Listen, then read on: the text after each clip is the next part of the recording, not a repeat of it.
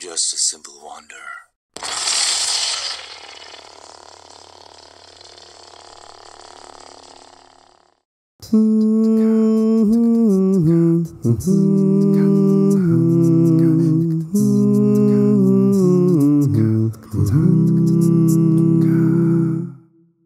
Hey, what's going on everybody? Kai Guy here with another video for you today. In today's video, I'm going to show you how to fasten your blade on your Theories Sabers Prodigal Son saber, or Luke's saber from Return of the Jedi.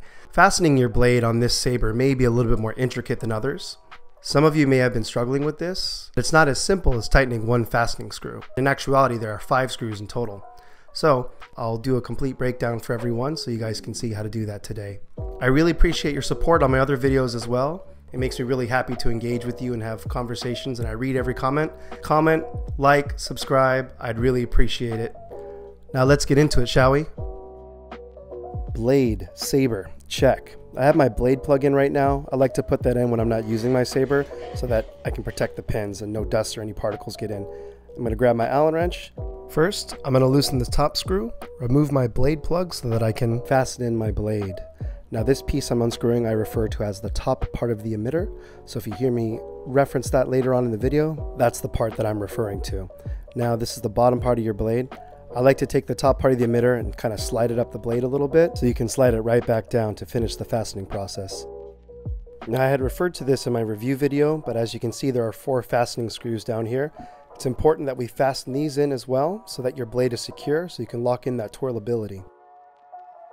It's very important when you're putting your blade in to ensure that it is straight. So if you can look here, if it's slightly tilting one way or the other, your blade won't be secure and you won't be able to screw on the top part of the emitter. Now I always like to check before fastening that the pins are making the appropriate connection to the bottom part of the blade. While pushing the blade down slightly, I work my way around the bottom part of the emitter, tightening the screws just enough so that they're making contact with the blade but not completely fastened.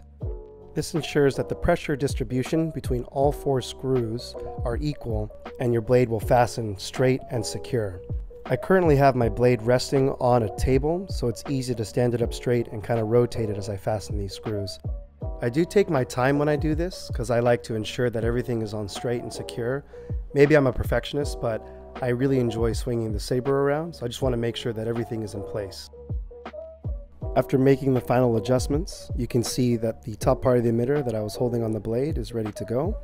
Now before we fasten that part on, I want to make sure that everything is connected appropriately.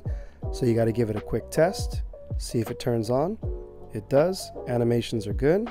And now I'm ready to screw back on the top part of the emitter. Now if your emitter isn't screwing on all the way or it's making a grinding sound, either your screws aren't screwed in all the way on the bottom part or your blade isn't straight.